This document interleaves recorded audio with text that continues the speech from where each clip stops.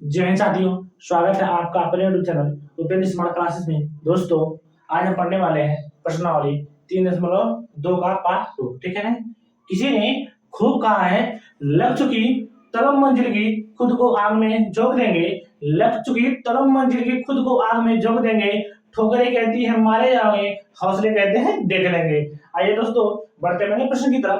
आज का हमारा दूसरा प्रश्न है अनुपातों ए बटे ए टू, बी बटे बी टू और सी बटे सी टू की तुलना कर ज्ञात कीजिए कि निम्न समीकरण युग्म द्वारा निरूपित रेखाएं एक बिंदु पर प्रक्षेद करती हैं, समांतर है अथवा समपाती है। ठीक है, इसको बताना है प्रक्षेद एक ही रेखा पे सब कर रही है कि यहाँ पे समांतर है कि समपाती है। ठीक है, पहले बात आपको समझना प्रक्षेद। जैसे मान लीजिए प्रक्षेद जो होता है, ये जो हमारी रेखा है, ये रेखा हमारे यहाँ पे काट रही है। ठीक है, यहाँ पे जो काटती है क्या होता है, प्रक्षेदित होती है। क्या होती है, प्रतिच्छेदित। इसे कहते हैं प्रतिच्छेदित रेखा।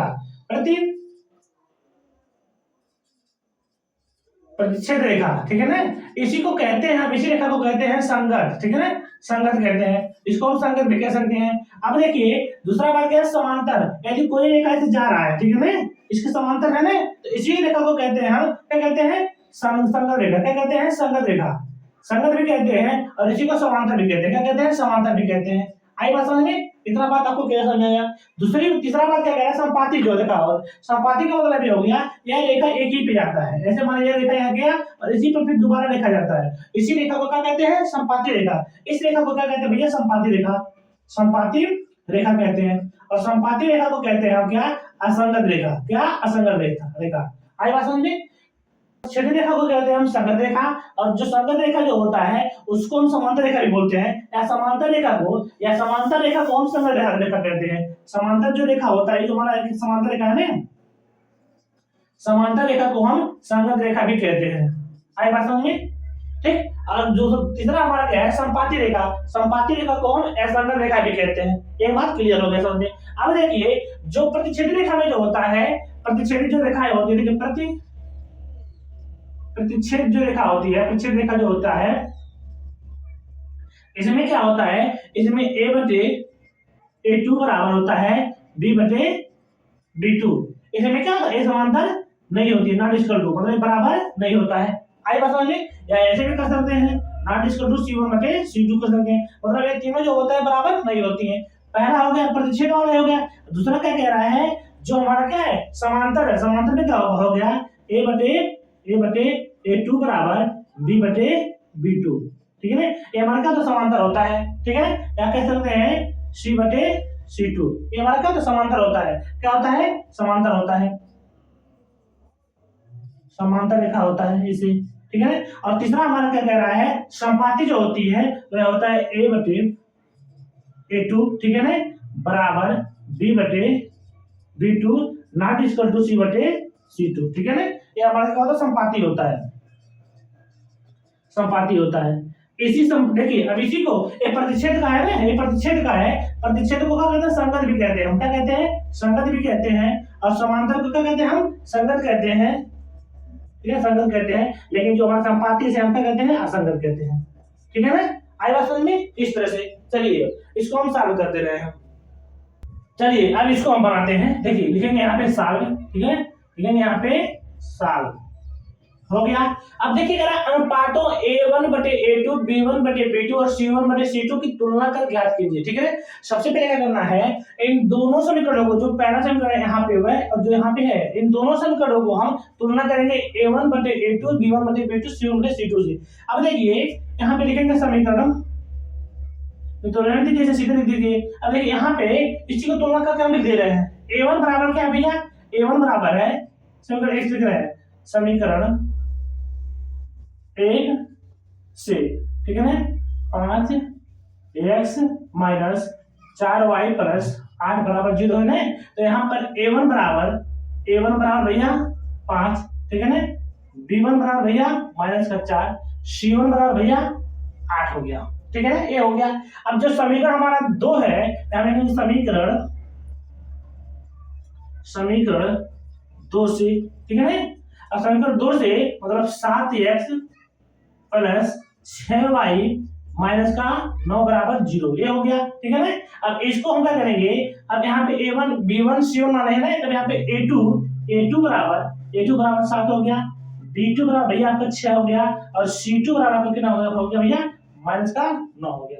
आई बात समझ में, इतना कर लिए। अब इसको बटे में कर लीजिए, क्या करना है, बटे में कर लीजिए। जैसे a1, ठीक है, a1 बटे a2 बराबर कितना है भैया, a का मान भैया 5 है, 5 बटे a2 का मान 7 है, 7 कर दीजिए, हो गया। ये हमारा a1 का मान आ गया, किसका मान आ गया, a1 बटे a2 का मान आ गया। अब उसके बाद क्या करेंगे, b1 बटे b2 बराबर क्या है, देखिए b1 का मान कितना है भैया, माइनस का 4 है, और बटे b2 का मान कितना है, b2 का मान है 6, 6 कर दीजिए। अब इसको आप काट सकते हैं कि नहीं, कर सकते हैं, ठीक है ना, 2 से और 2 दिया 6, ठीक है। तो b1 बटे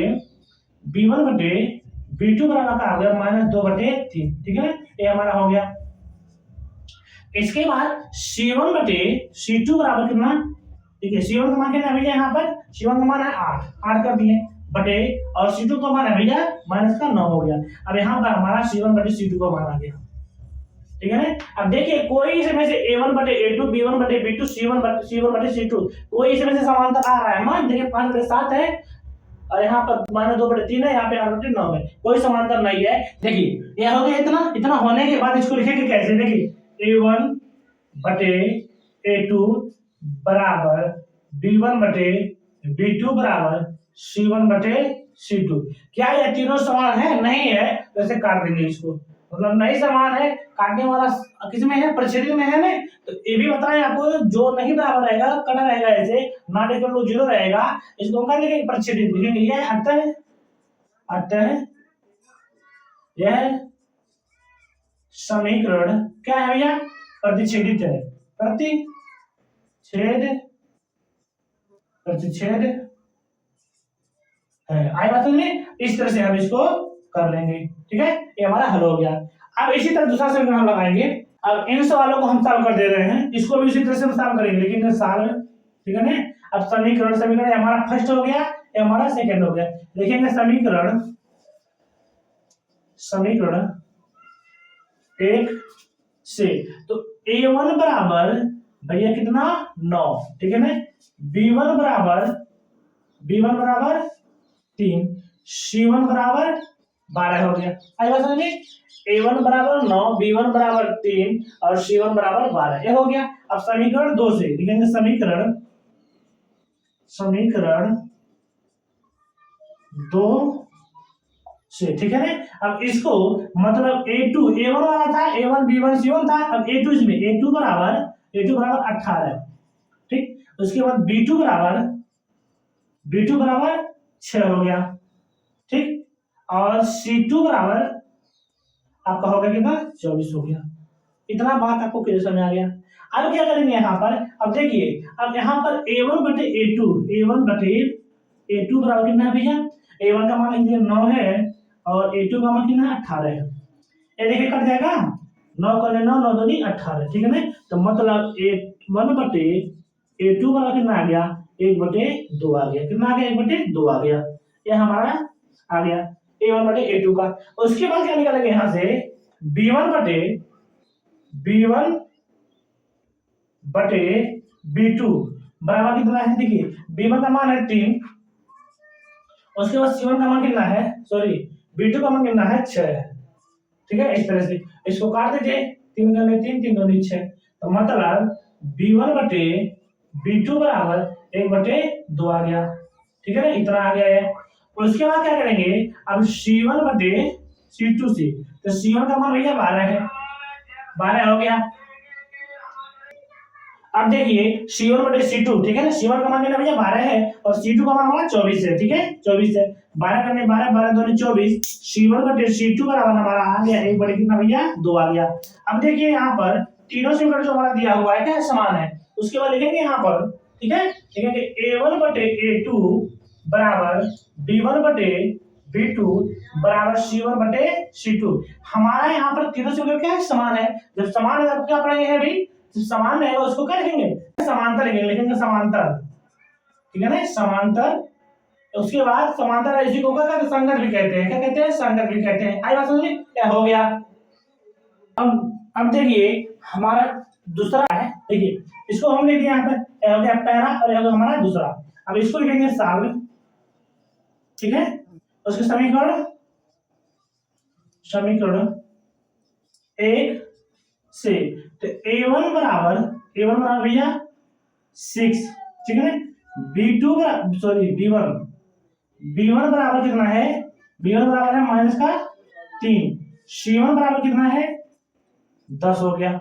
अब लिखेंगे समीकरण, समीकरण 2 से, ठीक है ना, हो गया।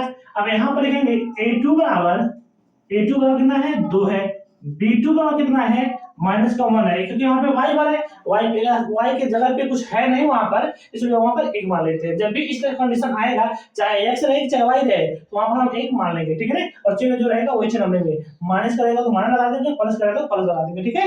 ये हो गया, माइनस का 1 हो गया। उसके बाद c2 बराबर कितना हो जाएगा आपका, हो जाएगा 9 हो जाएगा। आई बात समझ में, ये हो गया। अब यहां से निकाल लेंगे हम a1 बटे a2 बराबर, a1 का मान कितना है 6 है और a2 का मान कितना है 2 है।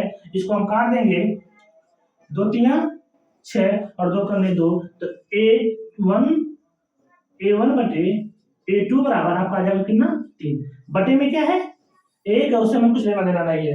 आई बात समझ में, तो बटे में कुछ नहीं, एक रहा, एक में बटे रहेगा उसका मतलब कुछ नहीं, ठीक है। अब देखिए, अब यहाँ पर b1 बटे b2 बराबर, b1 का मान कितना है भैया, b1 का मान कितना है माइनस का 3 है, ठीक है। और b2 का मान कितना है भैया आपका माइनस का 1 है, ठीक है। माइनस माइनस से कैंसिल हो गया, तो b1 बटे b2 बराबर आपका 3 आ गया, ठीक है ना। बटे में यहाँ पर भी एक है, इसका मतलब कुछ नहीं, बटे में से एक जो है वो हटा देंगे, ठीक है। ये हो गया। अब यहाँ पर क्या लिखेंगे भैया, लिखेंगे यहाँ पर c1 बटे c2 हो गया। c1 का मान कितना है 10 हो गया आपका, और c2 का मान हो गया आपका 9, ठीक है ना। यहाँ पे करेगा नहीं, आपका यही मान आ गया, ठीक है ना। अब देखिए यहाँ पर b1 बटे b2 और a1 बटे a2 का मान क्या है, समान है, तो इसको लिखेंगे। अब देखिए इसको a1 बटे a2 बराबर b1 बटे b2 बराबर c1 बटे c2। अब देखिए कौन कौन समान है इसमें, a1 बटे a2 और b1 बटे b2 समान है, लेकिन ये जो c1 बटे c2 है समान नहीं है, ये हमारा इसको नॉट इक्वल टू 0 कर देंगे। ये करके इसको, जब ये समान नहीं है तो आपको पता होगा, जब ये समान नहीं है तो इसको कर देंगे हम संपाती लिखेंगे। ये जो हमारा जो चिन्ह है ये संपाती है, क्या है यह समीकरण, यह समीकरण क्या है, समीकरण संपाती, संपाती है। यहाँ पे अतः लिखेंगे, अतः यह समीकरण क्या है हमारा संपाती। आई बात समझ में दोस्तों। यदि मेरे पढ़ाने का तरीका आपको अच्छा लग रहा है, पसंद आ रहा है दोस्तों, आप लोग लाइक कीजिए, शेयर कीजिए और साथ में सब्सक्राइब कीजिए, और आप लोग कमेंट करना मत भूलिए दोस्तों। मिलते हैं हम आपसे अगले वीडियो में, तब तक के लिए जय हिंद।